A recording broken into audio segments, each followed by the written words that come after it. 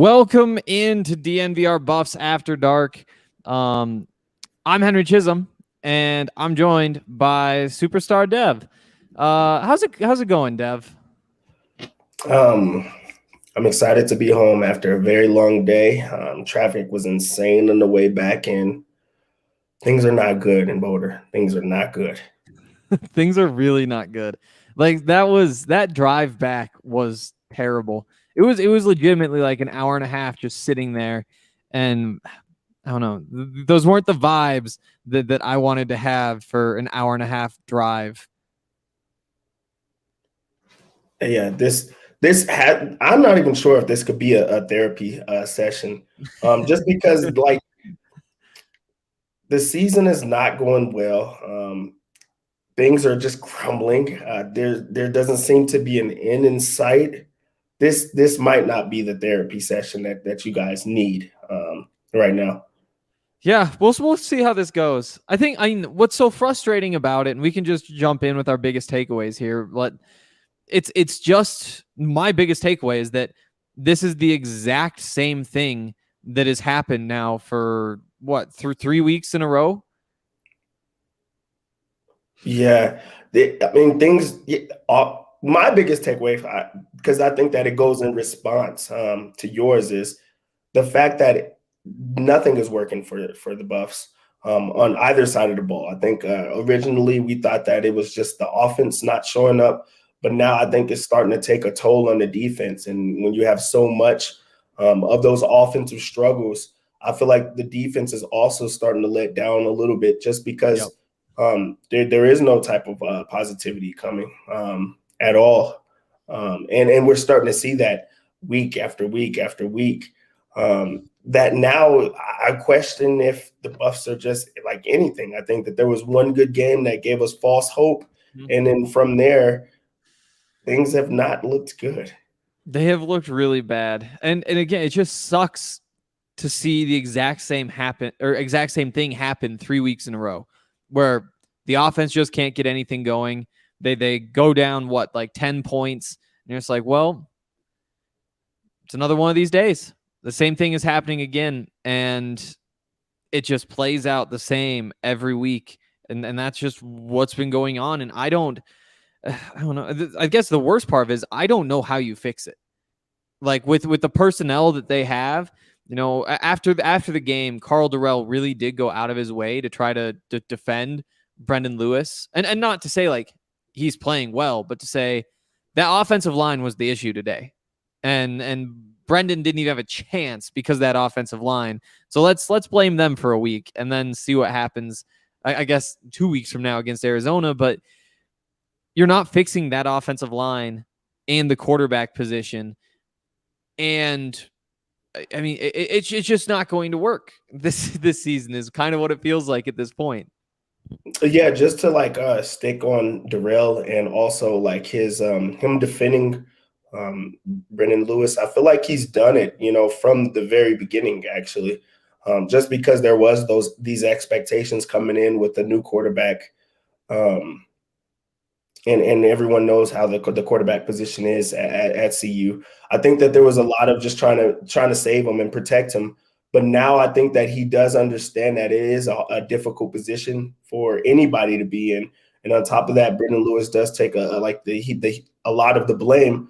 But I think it was more so not to just put it only on the lineman, but just to say, if you look at one thing, it also goes to the other thing. Like Brendon Lewis is having a hard time with, doing like being a good quarterback, because he has to focus so much on not being hit and not being able to look down the field. I think there's a lot of times that he's holding the ball because he doesn't have time.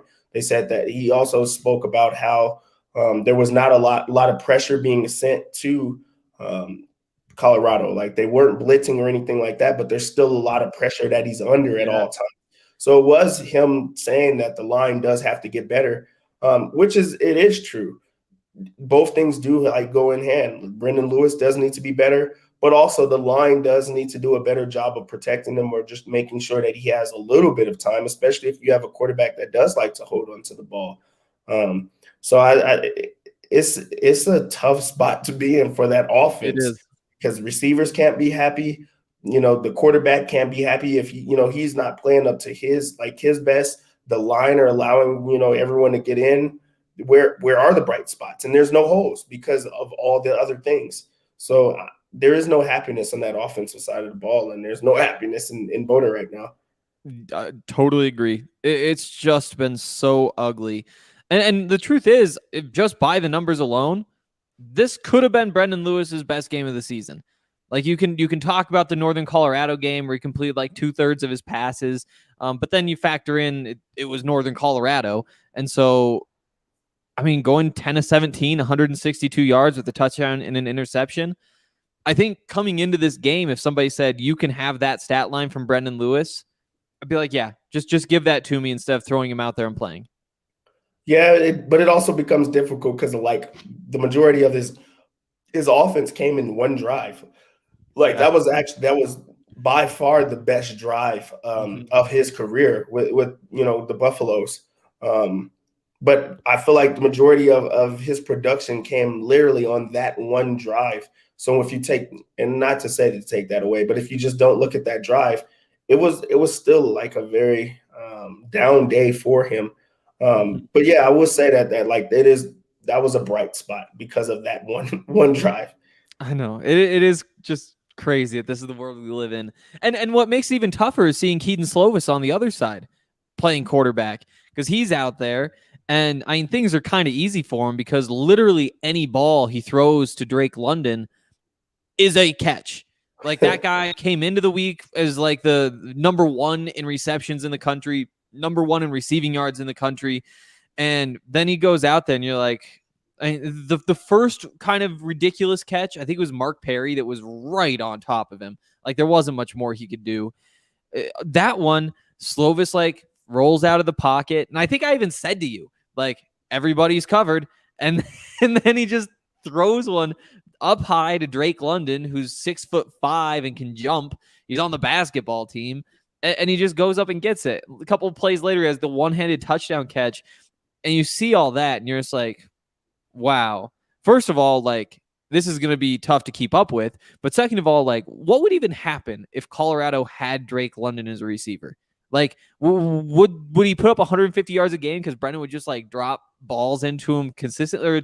Or would he just kind of get washed out like the rest of the Buffs guys have?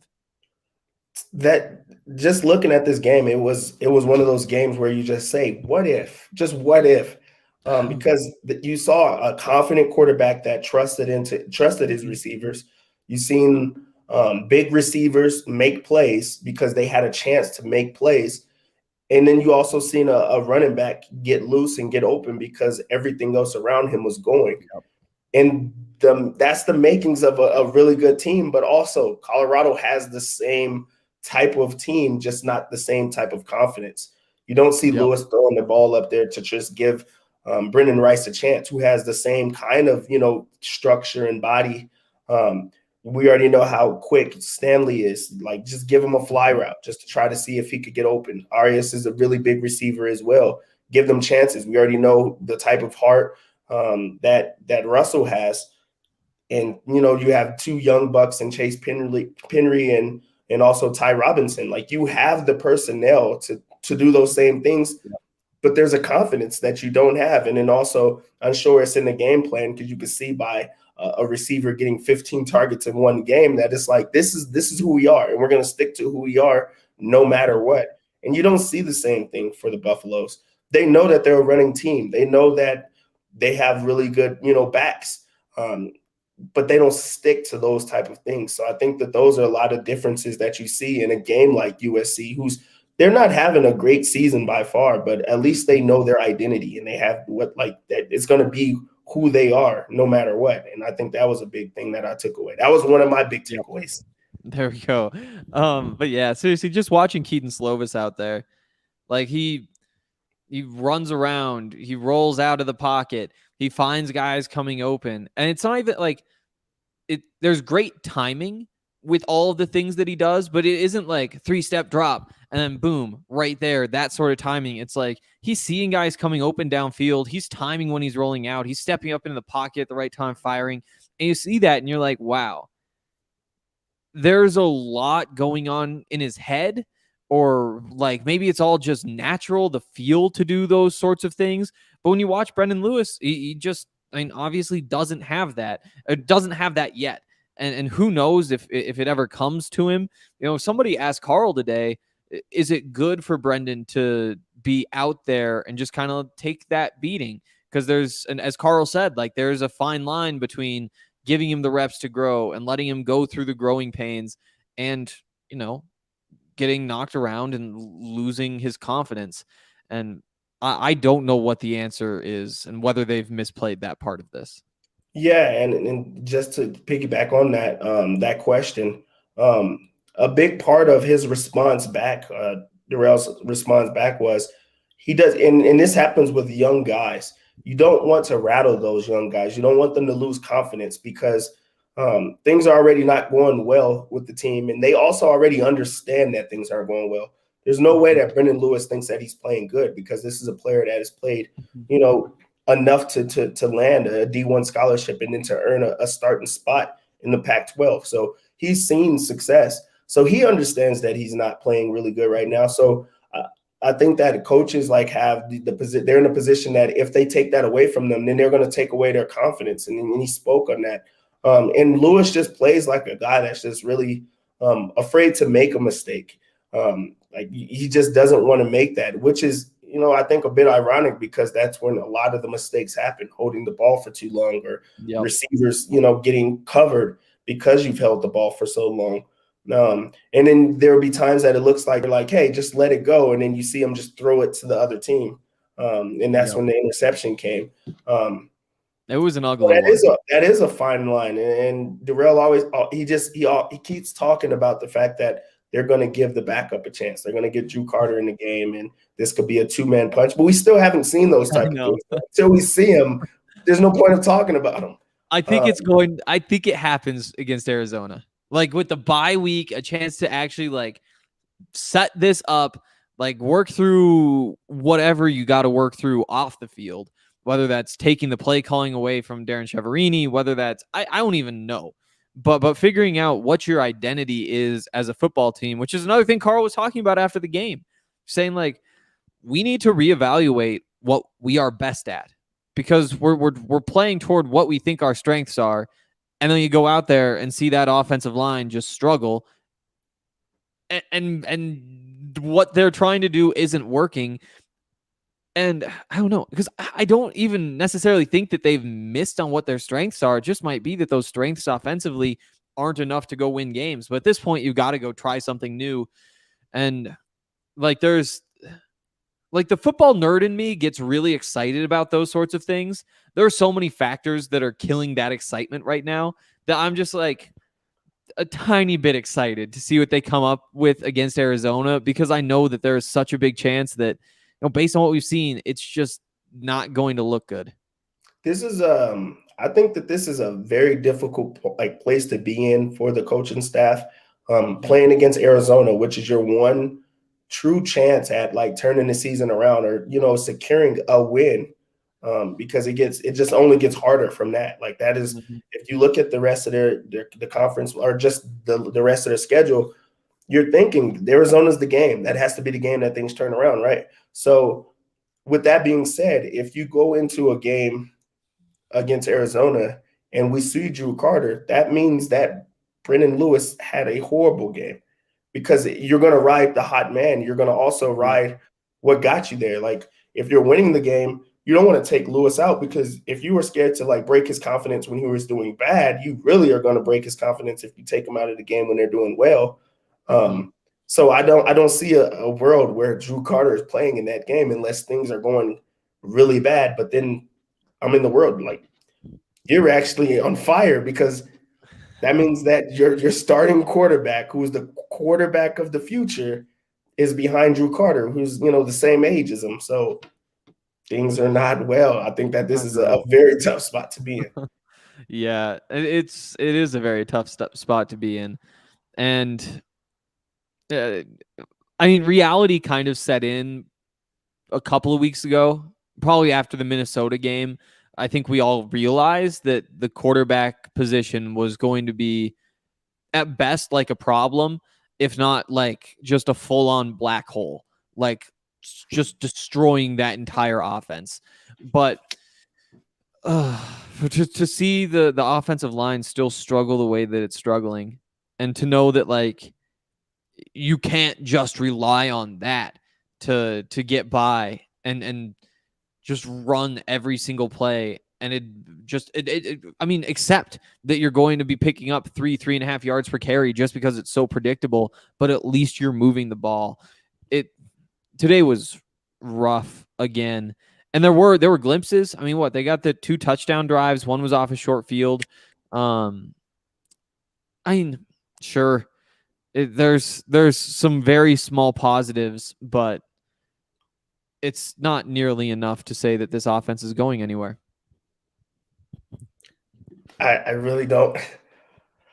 It is tough to like just harp. Like it really is. It does feel like you're just harping, but it really has been much of the same for the Buffaloes. And really, like you get a bye week to really just try to dig deep and within. And also you are going to go through times where you do have to question, like, how do I turn this around? So it is, the bye week comes at a perfect time because things are not going well. Okay, how do we stay fresh? We stay fresh by trying to change things up. We stay fresh by making like big decisions that is part of our future. You stay fresh by, maybe there's times that you put Drew Carter with the first team offense just to like scare Brendon Lewis, like just rattle him a little bit, just to shake him up, so that he's revigorated. Is that how you said? Reinvigorated. Like you have to do a lot of things, and this is a time to be creative, and we haven't seen that creativity with the Buffs right now. So this is a great time to try to change some things around. Agreed. We've got a lot planned still. We're gonna hit the stock report up next. First, though, want to tell you guys about a couple of our great partners. And first of all, Hassel Cattle Company. We love Hassel Cattle Company. That's why we put their beef at the DNVR bar. So you can go into the DNVR bar, pick up a Wagyu beef burger from Hassel Cattle Company. They have all sorts of great Wagyu beef. They call it blue collar Wagyu beef because it's affordable for every man and woman. It is a 4th generation cattle farm out of Texas, but they ship all over the United States. They've obviously got like all sorts of different steaks and beef bacon and Wagyu Franks, 2 jerky flavors, all sorts of different stuff. So head over to HassellCattleCompany.com. That's HASSELL cattlecompany.com. Use the promo code DNVR10, get 10% off your order.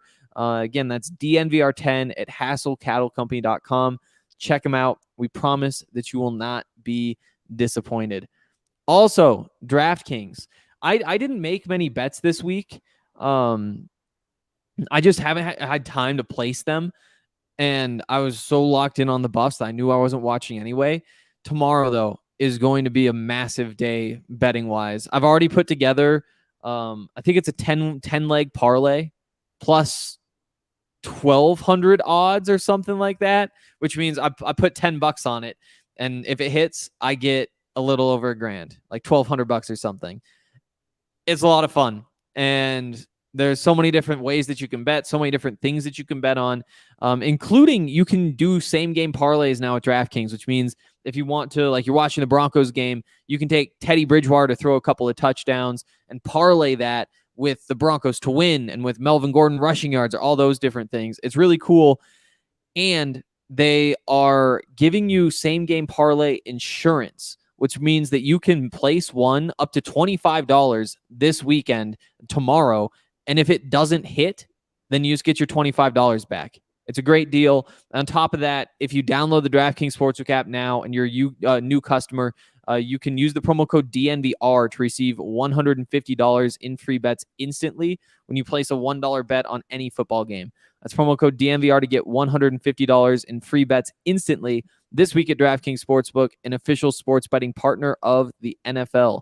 Must be 21 or older, Colorado only, new customers only, restrictions apply. See DraftKings.com/sportsbook for details. Gambling problem? Call 1-800-522-4700. I see a question from Silver Buff. Can we talk about the camera shove? Honestly, I don't have much to say about it except like you don't do that. You just don't do that. It's a really, really, really bad look. And it's the kind of thing that, like, does ESPN pick up on it? Maybe, maybe not. But yeah, here's the clip. We can play the clip for those of you who haven't seen it. You don't love it. And that was one of like the CBS 4 camera people who was filming that. Again, I don't think that it's like the end of the world or anything, but it's just like, why would you do that? It's a dick move is what it is. It's just a straight up dick move. I think first off, you're the leader of all these, young adults. And you're the person that they're going to be behind. So that's more than being a captain. Like, you're the person that tells them what to do, and they're going to go as you go. And he already has the reputation of being like a calm and under control person. In the midst of a slide right now that the team is going through, you really need your leader to like hold their cool. Yep. and to be calm. So if you see that like everything else is like it's time to panic, and then you see your leaders panicking, what do you think that you're going to do? Like, it's time to like fold. So that could have been like not like a teaching moment or anything like that, but it could have been like let's just keep it moving. Like, it was embarrassing. It really was. Yeah. And there's no way that you could defend that. There's nobody that could defend that it happened. Hopefully you come out with like an apology or just like hey, I was in the heat of the moment. That won't happen again. And you take, responsibility for that. But there's no room for that. And it's not right. It's not right. There's just no reason. That's the thing. Like you said, like, it's not really like a teaching moment. It's just one of those things that like, you just don't do that. Like, I don't know. It kind of reminds me of like going to a press conference and just like throwing people under the bus. Like, if you were to just go up there and just be like, oh yeah, Brendon Lewis sucks. He's trash. Like, he's just like, it's the same thing where there's just no reason to do that, but a bunch of bad things come from it. And we talk about that a lot, where it's just like, just the little boxes you have to check that are super simple, and not pushing a camera away from you just seems like such a simple thing. That video didn't come out until or maybe it came out during the press conference, but I don't think anybody in there had seen it at the time, so nobody asked about it. I'm curious what he'll have to say, because I imagine he'll be asked about it on Monday. But just why? I'm shocked that he didn't just come out and just talk about it. He knew it happened, he knew the type of like publicity that it was gonna come from it. So he's a person that seems to be ahead of things. Like, before it happens, just comment on it. So yeah, he's gonna talk about it, and hopefully, really, I think I hope that he digs deep and he's just like, I do apologize for that moment, and then that's how they just build. Yeah, for sure. Can move along though. Like I said, we're going to the stock report. For those of you who maybe haven't spent much time with us before, here's how the stock report works. I'm going to name a player or something else, and then we are going to say, is the stock up? Is the stock down? We imagine that most of the stocks will be down at this point, considering everything that is going on. But then from there, we say, are we buying or selling? And that's what's going to be kind of fun today, because all of the stocks are kind of at their very lowest point. There's going to be a lot of opportunities to buy low. So we'll see how it goes. And we got to start right off the top. Brendon Lewis. Stock up or stock down? Stock is completely down. There's no way that let's say this week though, from that game. I would still say stock down. Yeah, still stock down. I mean, it was not like it was for sure a better game for him, and you did see glimpses. But I'm gonna say stock down because Darrell did have to defend him. And also, like, they don't even have Lewis, talk about what he's seeing out there. Like, he could be a person that they bring into the interviews after the game and let him kind of like talk about what's going on or what he's seeing.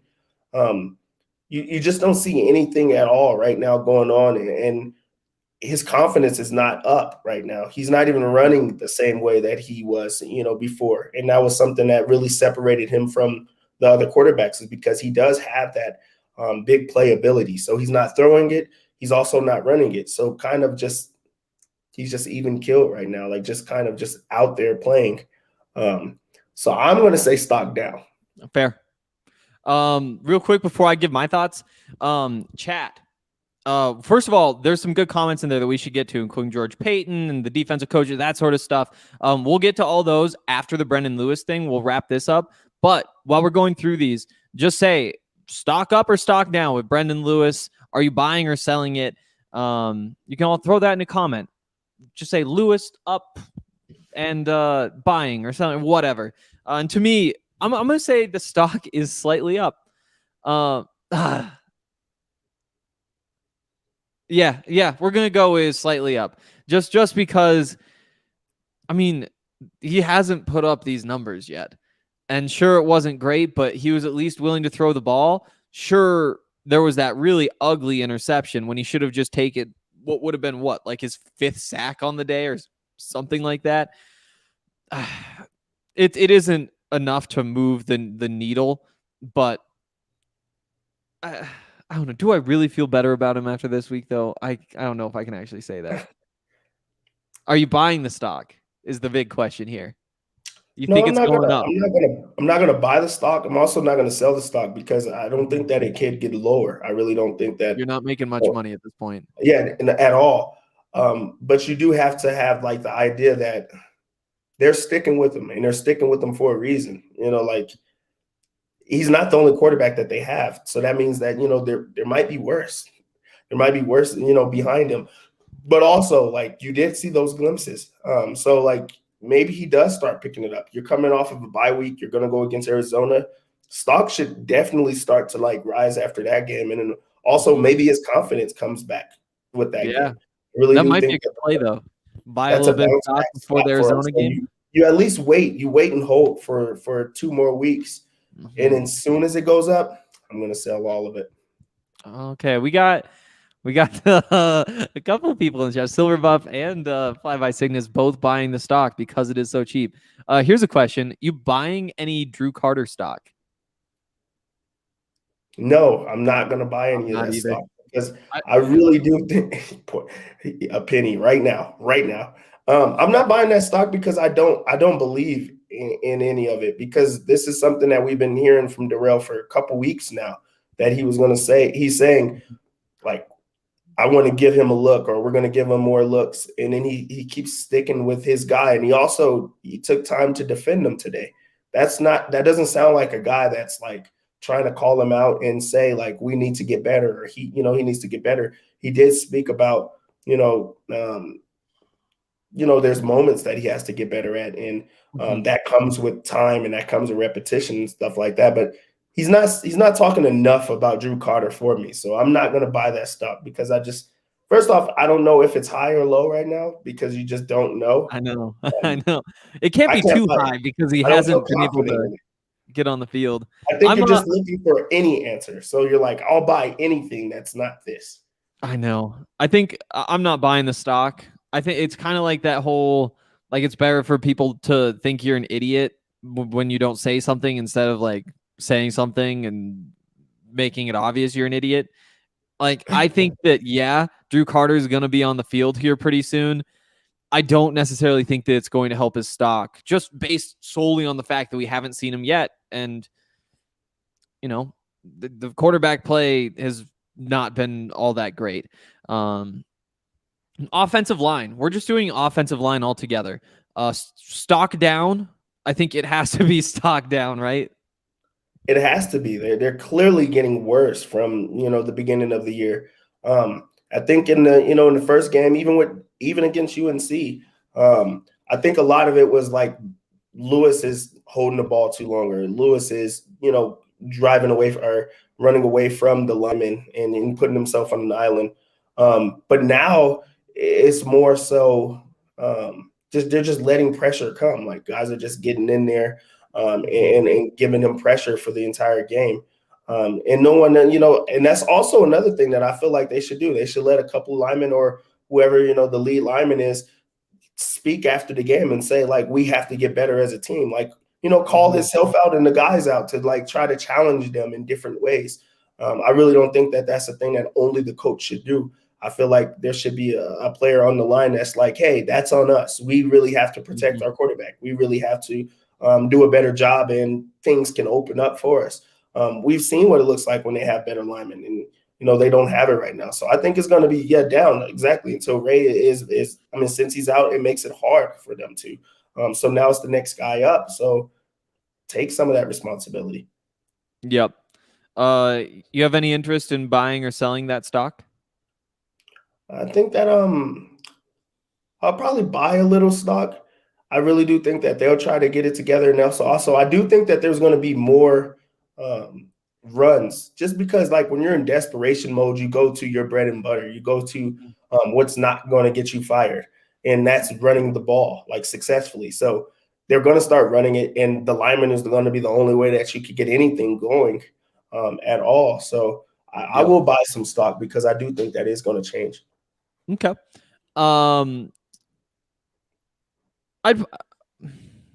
So here's my thing, is that I don't think I'm going to buy the stock because I just want to save my money for other stocks. Like, I think there's a good chance that they're able to at least perform better than they have and, become more valuable. You sell out then. There's just other things I'd probably rather bet on. So I'm not wasting my money here. Brady Russell. He goes, what, three catches, 97 yards, 87 yards, something like that. Big game, breakout performance, by far the most receiving yards by any player in a game this season for Colorado. Stock is obviously up. You buying or selling? I'm buying, and I'm buying a lot of it too, because first off, that play was incredible. Like he had like a 65-yard game, but that was a 15-yard catch where he turned it up. And I didn't see that type of speed in him. Also, that is a player that's gonna, like, he would run through a wall, like he really will. He would do anything out there for his team, and that's also a player that I talk about that accountability. He's been in the war room. You want to talk? He goes and he talks about it, and he says that's on me. He takes responsibility, even if it isn't on him. The defense is struggling. He'll say something about him, how he could have been better. I love those type of players, and I feel like he's a player that leads by example. It's just not out there just talking. But also, he became the leading receiver today. That's important off of one game. So like the stock is definitely up, and also maybe that means Lewis trusts more in him. He's like, hey, I know one guy's going to give it his all. I know one guy's not going to drop the ball and I throw it to him, and he's going to just give me a chance. And I think that that's like a rapport that they need. I agree. I'm selling though. And then it hurts me to sell, but I mean, hey, the stock is way up right now. You got to make your money. And here's the thing. Doing it before the Arizona game, I don't necessarily love, but just again, the way this offense goes, do I really expect him to be putting out big numbers? No. I think that he'll be doing his part in that process, but because of the offensive line, because of the play calling, because of the quarterback, there's just so many things that make me think that this is maybe not the peak for Brady Russell's stock, but it's a high enough point where I'm happy to take my money and leave. But a great game, and I don't think it's his fault at all. It's just the nature of playing a position where you have to rely on other people to get you the ball. Let's see. Do we want to get? We'll spend some time on this. Brendan Rice caught a pass today. He looked good. Just watching him with the ball in his hands on that sideline because it was right in front of us. It's just like, yeah, that does look nice. But still just haven't been able to see him put big numbers up. And again, for the same reasons as Brady Russell. I'm selling all stock, all of it. Oh. And the reason for that, not because of him, I think that is just like the fact that he doesn't have a quarterback that wants to throw the ball or give him the ability to try to make a play. So like we haven't seen much of him.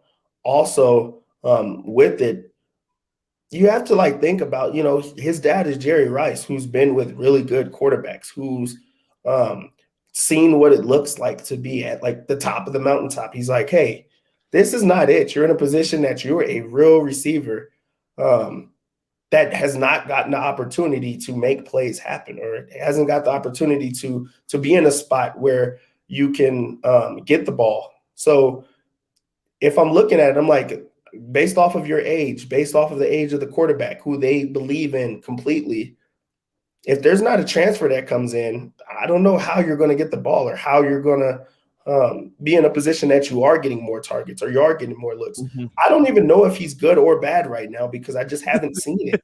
I So, know. I can't blame him. I can't say he's doing all the right things to get open either. I don't know because we have not seen it. So Exactly. I'm going to sell the stock until I'm not even going to hold it. I'm just going to just get rid of it completely. He's Jerry Rice's son. There has to be some buyers out there. Yep.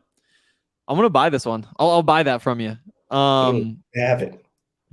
I feel like it has to get better at some like the numbers have been so small, and not just for him. And again, we've repeated this so many times, but just for everybody because of the way things work.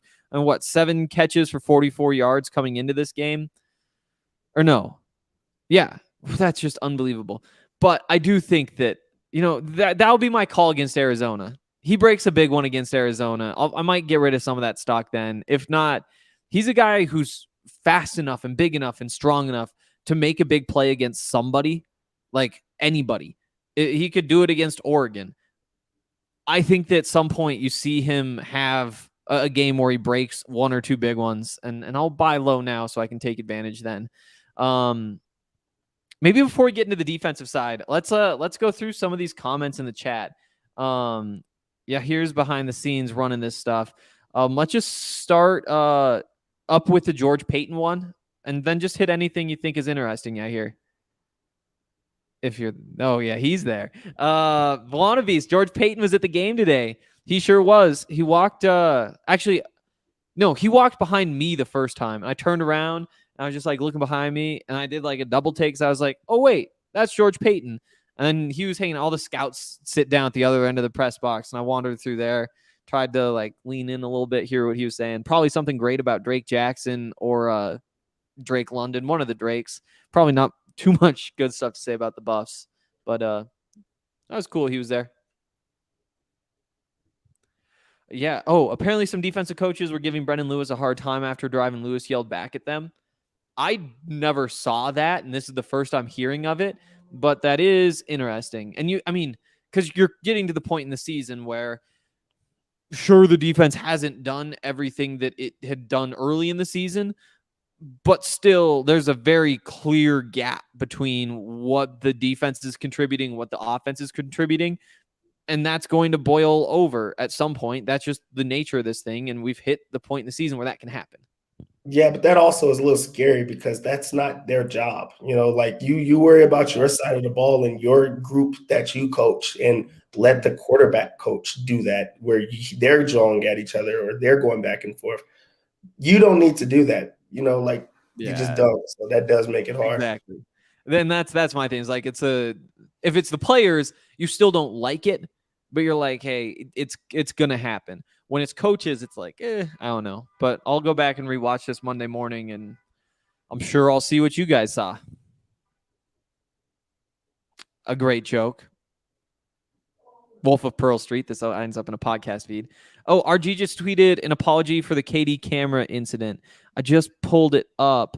Coach Durrell, here's on top of everything. Coach Durrell sends his apologies to the local journalist who he intercepted after today's game. We treat journalists with respect and apologize for falling short of that today. Yeah. They'll probably still get asked about it, and he'll probably apologize himself on Monday. This is just the process. You screw something up, and then there's going to be an apology regardless. And I don't know. Not too newsworthy. Buy on Russell. Okay. Yep. Big, easy target for Brendon Lewis. Can't Yeah. argue with Also, that. you just have to look like he got the most targets today. That Like is true.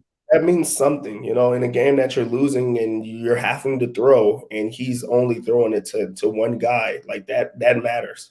Yep, for sure. Does an 18-year-old really have that much more accountability than a 21-year-old? Some people have it or don't. Yeah, some maturity or some mature with age, but not for all. That's definitely true. But there's also some that, I mean, I think just about anybody is more mature at 20 than 18, especially because it's stuff like, I don't know. At this point, he's been to like 3 press conferences. Like he's had like 5 guys stand up and just ask him questions for 10 minutes, like 4 times, something like that, probably. And that's just like one of the things where it's like by the time that gets up to 10, 15, 20, you're just a lot more comfortable in it. And that's just one of the many, many, many pieces of this job that you just have to figure out. Taking hits. How many hits has Tom Brady taken? Well, he's now like the most sacked quarterback ever. Brendon Lewis has been sacked, like 9 times in 3 games, and it spooks him. And that's another one of those things where it's like maybe he gets to the point in career where he's just like, yeah, guess what? I'm a big guy. I can get hit, and you're not gonna catch me making bad decisions because I'm worried that I'm going to get hit from behind or something like that. Or also he could not mature, and that is very much on the table. Sell on Rice, no effort from Chev to find a way to get the ball in his hands. Yeah, it's just a spot that you just have to see it. You just kind of have to wait and see it until it happens. Or just getting creative on how you get them the ball until you see that I'm gonna sell. But it makes sense why someone would buy on it just like something might change. Yeah, and then this one, how do you not call at least some bubble screens or jet sweeps, anything to get him the ball? Absolutely. The fact that there wasn't a jet sweep all game, I missed like part of the drive. The one where Brady Russell had the big catch because Michael Westbrook was up there like doing interviews, and I got back to see Brady Russell sprinting down the field. And I was like, wait, this is incredible. And then I looked up at the scoreboard and saw USC had just scored a touchdown. But yeah, I mean, to not have a single jet sweep just is mind-boggling to me. When you have the struggles that they have, it's such a simple play. It gets the ball to the playmakers. It's a play that, like, you don't need the offensive line to do great. You don't need the quarterback to do great. And those are the kind of plays that today and recently you probably should be getting more of. I mean, I call probably 5 jet sweeps a game in Madden. It's like simple. Just get to the edge. Run. Cool. Looks like we got through all those. We'll hit some of these defensive stock reports, and then we'll get out of here after we hit the helmet stickers. Should be brief again. Defensively, though, where do we start? How about Christian Gonzalez? Spent a lot of time covering Drake London. Got beat a couple of times, obviously, but was in pretty good position. Stock up, stock down. I'll say stock up. Okay. The only reason I say stock up is because I don't think that anybody should ever have to be on the island with London Drake. Like, that's just Yeah. You're asking a lot of a guy. Like, I thought there would be a lot more double teaming or like just like a spy over him. So like to put him on the island, and while Drake still had a pretty good game and a pretty big game, you kind of expect that. You're not going to be able, especially when the quarterback drops back that many times and targets you the entire time. Like there was still, like 5 drops from Drake. There was still you putting yourself in positions. There was a time in the second half where Drake wasn't, getting a lot of those catches, even on his touchdown that he stopped time with. That was a one-hand snag where you put yourself in a good spot to try to change that. And if that's anybody else, that's going to just go out of bounds. It was Drake London, and he bended time, so it makes it a little bit harder that he catches it with one hand in the end zone. That was the highlight of my day. Not the actual touchdown, but he catches that, and then everybody in the press box is just silent because nobody knows what just happened. And The then crowd didn't react. The USC fans, like on their yeah, side, was loud the entire game. Nobody reacted, and it was a touchdown. And it was kind of yeah, that happened because no and one knew what yeah, happened. He snagged it and, with one hand, grabbed it with one hand, touchdown, both feet in, and it's like that's just what I do. yeah. So I can't fault a guy that's trying their hardest to be on an island at a lot of times with the best receiver in the country. Exactly. And then when you put your hand up and just looked at it like he caught the ball and just said he stopped it, he stopped time. I was like, that was what a day. But yeah, Drake London went off. I think that I'm gonna have to say stock slightly down. It's a tough one because I mean, first of all, I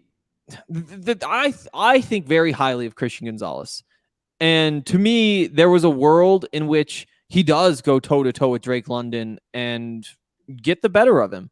And in hindsight, I feel kind of dumb for thinking that, but I still think that he has the tools and he's talented and he's really improved on all the technique, all that sort of stuff. I thought that there was a chance that he was going to stop more of those passes from getting through. And so I do have to say stock down. At the same time, though, you have to remember who Drake London is. And what if I told you that this was actually like not a very good game for Drake London? Like you look back through his season, there was one that was like a real stinker where he put up 4 catches for 68 yards and a touchdown.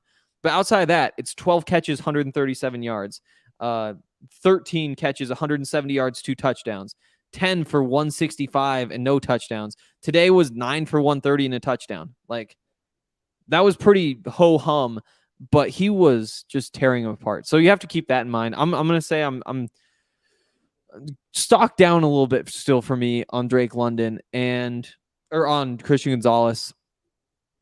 I have so much Christian Gonzalez stock though. I'm not buying or selling or anything. Yeah, I'm not gonna buy or sell either. I'm gonna just wait, and I'm gonna hope that other guys try that same thing with their receivers that are not Drake London. For sure. For sure. Is there anybody on the defensive side? Ooh, how about Mustafa Johnson? Back for his first game. I'm gonna say stock down. I thought they was pretty quiet out there, and it makes sense because he hasn't played football in forever and he's working back into football shape and building up the stamina and all that kind of stuff. But again, similar to how I thought like Christian Gonzalez might just go beat Drake London, which again is probably a dumb thought to even have. But I thought Mustafa, there was a chance he'd just show up and have a couple of sacks. And it's not that he was bad by any means, but just you didn't notice him all that much. Yeah, I'm gonna say so. First off, I'm gonna just say that stock is down just because he comes in. Everybody was excited to have him back, and this was like a prove it spot for him. Like I think that this year is really about prove it. They already gave him an exemption to come back, and a lot of people felt like he was wronged for not being drafted because he's that talented. But then you put up like a dud type of game when you're getting back with all of the scouts and everybody with the high anticipation of like you're finally here, like you were supposed to be an NFL player. We don't really have many of those, so show us like what you are. And he was quiet. There was not like you didn't notice him, you didn't hear his name get called. He only had 1 tackle on the day, and you expected him to just be a lot more, or for them to just have to like put him in spots. I will say that, I didn't watch him as deeply as I should have probably. Mm-hmm. So like maybe there was double teams or maybe there was like the ability to try to take him out of the game completely. But I just expect a NFL type of player, like I really did believe that he was, to make a lot more plays and to just be louder on the field. So I'm going to buy some stock because I know other people are going to sell it. And I will buy that because I know that there is going to be a bounce back spot. He is going to get into a rhythm in his zone against some really good teams. But right now, I just don't think that it's up. I'm buying it too. Also got the comment, so I hate to say this, but I'm selling on Carson Wells. Maybe I'm missing it, but I feel like he's been invisible all season. Yeah, it's definitely been a slow start to the year for Carson Wells. He wound up with 2 tackles for loss today. There was one, I think, on the first drive, he blew something up, or maybe that was the second drive. But it was like a 5-yard tackle for loss. He had a quarterback hit today too. I just pulled up those stats, but still just generally quiet on the season. And he was a guy who had really high stock prices at the beginning of the season. Definitely dropped down. I'm just holding at this point, I think. Yeah, you have to hold. You really do. I think so, yeah. Anything that or any other players you wanted to touch on, Dev? Anybody you really want to buy or sell? I'm not into touching players for one. Okay, that's good. I'm proud. For two, I do think that we're going to talk about it on the helmet sticker segment. So I'll just wait for that. Sounds good. And before we get into that, let me tell you guys about Ball. So you guys know Ball for a bunch of different reasons. If you were at the game today, you got a beer. It probably either came in one of those aluminum cups that Ball makes, or it would come in a can that Ball makes. So here's the thing. I don't drink soda or pop or whatever you say. I hate that you have to pick a word and there's like 3 different words for one thing and everybody judges you based on whether you say soda or pop or whatever else. But the point is, I don't buy it, and I just bought just in cans for the first time ever a bunch of Coke because I was like, I just need sugar. But look, there's a little Ball logo right there. This is going to sound great on the podcast. They make so many cans. They make 101 billion cans. That's what they made last year. Just ridiculous. So they're the best, and they're hiring. They've got a plant out in Golden. They got 100% rating from the Human Rights Campaign's corporate equity score, corporate equality index score. I was very close on that. It's a great place to work. They're hiring, and you can text Golden to 77222. You'll get linked to open positions. You can also go directly to jobs.ball.com and search for Golden. That's jobs.ball.com and search for Golden, or simply text Golden to 77222. Oh, soda pop. People have some takes. You'll love to see it. Okay. Like I said, we're going into helmet stickers, but we're going to start things off as we do with the DraftKings King of the Game. I bet you guys know who that's going to be. We're going Brady Russell. Put together a really great receiving performance. And on top of that, I think it's just important to note that the Buffs needed a big play.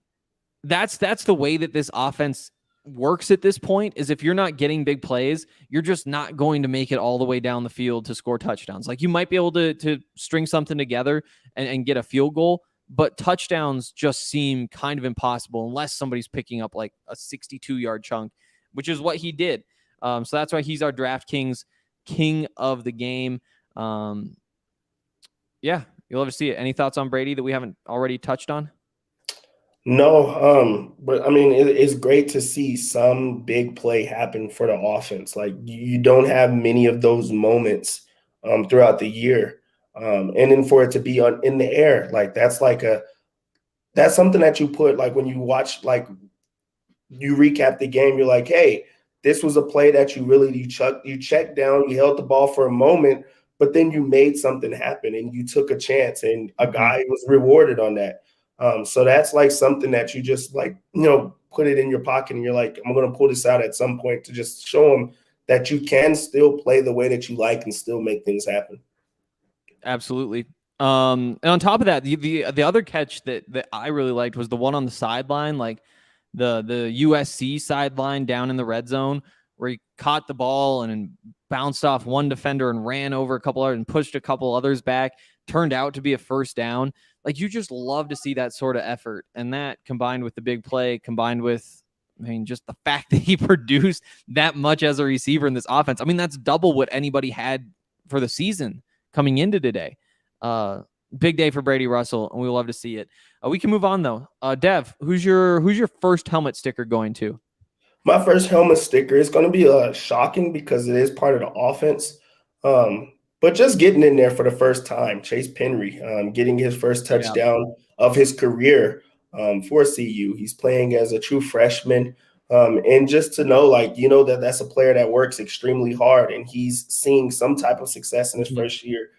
He's out on the field, and that's really big, especially with how talented of a receiving core that they have. We know we haven't seen it yet, but those, you know, that's a really good receiving core. So for him to get his first touchdown of the year, and against USC of all teams, I know that means, you know, something to him. I really have to give him a helmet sticker for that. Yep, I like it. I think that's a good call. I mean, first touchdown, you got to give it to him. This one might be a little controversial. I'm going Mark Perry. We've been kind of hard on him because he struggled at points. And I don't even know that that's fair. There's definitely more plays out there for him. And it's got to be really hard to be playing with, you know, Nate Landman and Carson Wells and Mustafa and Naeem and Terrence Lane, all these guys, Christian Gonzalez and Mekhi Blackman on the outsides. And, you know, I don't want to say like he's the weak link out there, but there's just so many super strong links that you get put under a microscope when you make some mistakes on that defense. And he did make some mistakes the last few weeks. But today, the big thing to me is just how many tackles he made in space. There were a lot of those runs. I think the Buffs started by kind of filling up the box, making sure that USC wasn't going to run. And then they saw what Keaton Slovis and those receivers could do to them if they did that and kind of backed off a bit.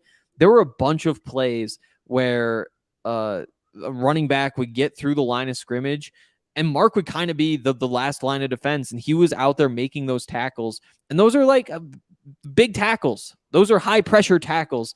And then on top of that, you've even got like the ball, the crazy catch from Drake London, where Mark Perry had perfect coverage and he didn't deserve for that to have been caught. That's where I'm at. Yeah, that makes sense. My second sticker is going to go to Nate Landman, of course. There's no way that we could have a DNVR podcast and not talk about our guy. It's true. He's just out there making things happen. Like he's a put up or shut up type of player. He's not out there trash talking or anything. He goes in and he does his job. You know, win, lose, or draw, he's out there doing what he has to do. He finishes today with 9 tackles. 7 of those were by himself. He doesn't need the other guys around him, and he's also always in the play. He's always making things happen. So I do have to give a sticker to him. He's one of the best defenders in the country. I really do think he's one of the best linebackers in the country, and he continues to prove it, even in losses. I'll give one to Carson Wells. We talked about it a little bit earlier, but 2 tackles for loss. Hey, that's a good day. That's a good day. And again, kind of like Mark Perry, he's a guy who, you know, he hasn't been himself. He didn't put up the numbers that he put up last year when he was like top 10 in the country in tackles for loss per game. Makes a couple plays today. Helmet sticker for me. My last sticker is going to go to Guy Thomas. Good one. When you just think about the momentum that CU had today, it was on Guy Thomas type plays. He forces the fumble that puts, you know, them on the board, that, you know, like that puts him in a position to try to get something going. He also had a huge tackle that, you know, is not going to be talked about, that if the running back breaks that tackle, he probably walks into the end zone for like a 50-yard run. So he's back there. He's trying to make plays happen. He had the sack, you know, he has a sack, or basically just a tackle for loss, and then also a forced fumble. So I have to give it to him as well. That's a good one. My last one's going to Deion Smith. Gets the touchdown run. It was a good run too. Coming off the ACL injury to be able to go forward, make that cut outside, and just be fast enough to change those angles on the edge, get into the end zone. You wonder if we're going to see more of him going forward after that. I was kind of surprised to look at the numbers, though, and see that he was 7 carries, 12 yards, and a touchdown. Like I felt like he was more productive than that when he was in there, but we'll see. I think that there might be more of a role for him going forward. It feels like he just, like, every time he touches the ball, it feels electric. Like he's just so fast. and it seems like he just always has something going. Mm. But yeah, like you look at the numbers, is like he didn't really do a lot, but I felt like his energy like just translated in a different way. I surely do hope that if you are going to go with like the multiple running backs, like you change it up with Deion Smith. He caught a pass out the backfield today. Maybe those are like type of like situations where you have 2 running backs in the backfield and you have to like make it happen. So I like the fact that they have a really, really speedy back end. It was good to see him get in the end zone as well on that play. I agree. Comment here. Oh yeah, speaking of Dion, 0 carries for a shot today comes from Flyby Cygnus. That is notable for sure. There's something going on, obviously, and I didn't see if he was on the sideline. I'm sure if he wasn't, that somebody would have reported that. But there's basically 3 things that could have happened. 1, Dion passed him on the depth chart, and that's why Dion got those carries. 2, Ashad is just like kind of fussy or something's going on. And then I forgot what number 3 is. So it's probably one of those 2. Any thoughts? Or he's in the doghouse. It could just be the doghouse. Oh yeah, it could be anger the other way. I don't know, but something's injury. Injury is the 3rd one too. So I'm sure we'll hear Monday whether something's going on there. And I think that's kind of it. Any final thoughts before we get out of here, Dev? No, I think it's just like a stick with the team type of situation. Like they have Arizona coming up after a much needed break, I'm sure, for the team. Mm-hmm. Then if you just don't play well against Arizona, it's time to panic. It's just time to panic. But right now is not that time. So give them a chance to like try to get creative, in some way. I really do think that there's a lot of pressure on a lot of the coaches. And there's also the players just knowing that they have to make something happen and they have to change their season and try to save it in a way. So I do think that this is a bounce back spot for them. So they take the time to get right. And I really do think that there's some type of positivity that you could see coming soon. For sure. Yeah. I mean, they should beat Arizona. Even as bad as they look today, they should still beat Arizona. And if they don't, then it's going to be a pretty rough couple months. But that's going to do it for today. Thanks, Dev, for being on here. Thanks, Jai, here behind the scenes. And make sure you tune in for the tailgate tomorrow morning at 9:30, and then the DNVR Buffs podcast every single day because there's still a lot to talk about, including basketball in the bye week. Going to be spending a lot of time at basketball practices next week. We'll be talking about that. That's going to do it for today. We'll see you guys pretty soon.